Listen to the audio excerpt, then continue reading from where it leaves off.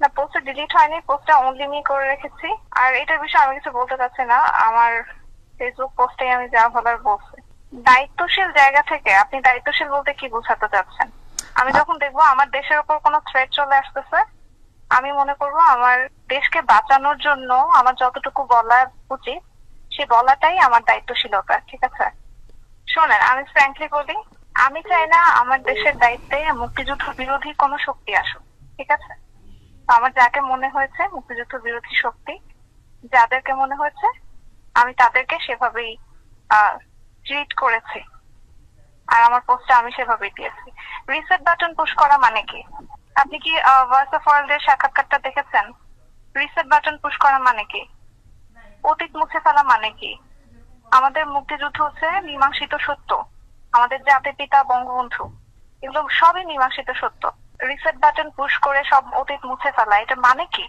এটা তো তাহলে আমি তো মনে করি যে আসলে মুক্তিযুদ্ধের বিরোধী শক্তি আমাদের দেশে এখন গভর্নমেন্ট হিসেবে আছে। তো আমি আমি আমার মনে হচ্ছে যে আমার দায়িত্বশীল জায়গা এটাই যে আমার দেশকে বাঁচাতে হবে। এর জন্য আমার পক্ষ থেকে যতটুকু বলা, আমি একজন সাধারণ মানুষ, সাধারণ মানুষ হিসেবে আমার যতটুকু বলা, আমি যদি এই পজিশনে নাও থাকতাম আমি এটা সেম পোস্টে দিতাম। ঠিক আছে, ব্যক্তি ব্যক্তি উর্মি এসব বিভিন্ন পরিচয় করার দরকার নেই।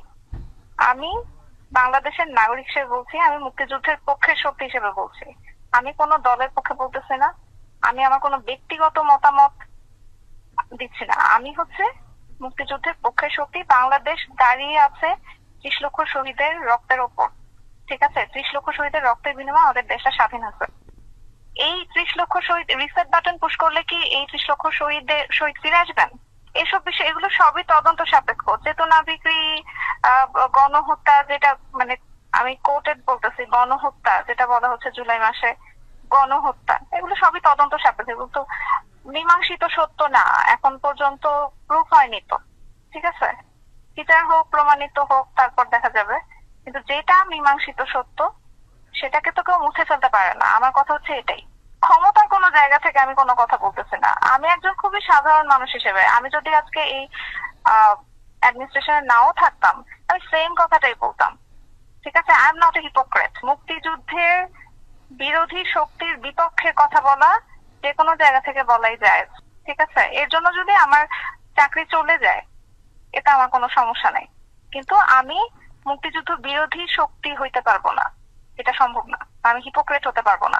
যখন যেই গভর্নমেন্ট আসবে টোটাল কন্ট্রাডিক্টরি কথা বলবে, একজন মুক্তিযুদ্ধের পক্ষে কথা বলবে, আরেকজন মুক্তিযুদ্ধের বিপক্ষে কথা বলবে, আমি দুই পক্ষেই মানে হ্যাঁ হ্যাঁ করব, এইটা হিপোক্রেসি।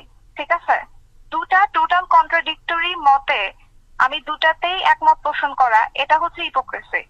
বল, আমি সবসময় একটা কথাই বলবো, আমি মুক্তিযুদ্ধের পক্ষের শক্তি এবং পক্ষের শক্তি হিসেবে যেভাবে কথা বলতে হয় আমি সেটাই বলবো। আমি যদি আমার সামনে দেখি কেউ মুক্তিযুদ্ধকে মুছে ফেলতে চায় আমি তার বিপক্ষে কথা বলবো। এটা আমি সাধারণ নাগরিকই হই আর কোনো অ্যাডমিনিস্ট্রেশনের অফিসারই হই, যেখানেই থাকে, আমি যদি দেশের বাইরেও থাকি তখনও বলবো। আমি কিভাবে বুঝতে পারছি মানে এটা এটা তো আসলে প্রশ্ন না, আপনি কনভারসেশন দেখলেই তো বুঝতে পারবেন। ঠিক আছে, কনভারসেশন দেখলে বুঝতে পারবেন কোন প্রশ্নের উত্তরে কোন অ্যান্সার।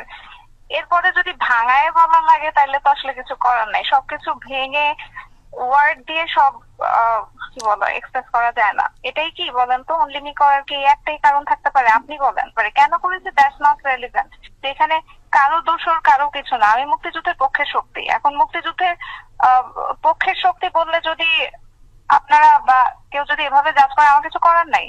আমি আমি অলওয়েজ বলবো মুক্তিযুদ্ধের পক্ষে শক্তি। মুক্তিযুদ্ধকে আমি যদি একটা থ্রেটেনিং পর্যায়ে দেখি, কেউ থ্রেট হিসেবে দাঁড়িয়ে যাচ্ছে, মুক্তিযুদ্ধ ইতিহাস মুছে ফেলতে চায়, জাতির পিতাকে মুছে ফেলতে চায়, জাতির পিতার অবদান অস্বীকার করতে চায়, 15ই আগস্ট অস্বীকার করতে চায়, ধানমন্ডি 32 নম্বর অস্বীকার করতে চায়, পুড়িয়ে ফেলতে চায়, আমি তাদের বিরুদ্ধে কথা বলবো। আমি যেই জায়গায় থাকি না কেন, এখানে তো কারো দোষর এই ইয়াগুলো আসবে কেন? মানুষের কি মাথায় বুদ্ধি নাই নাকি? এখানে বঙ্গবন্ধু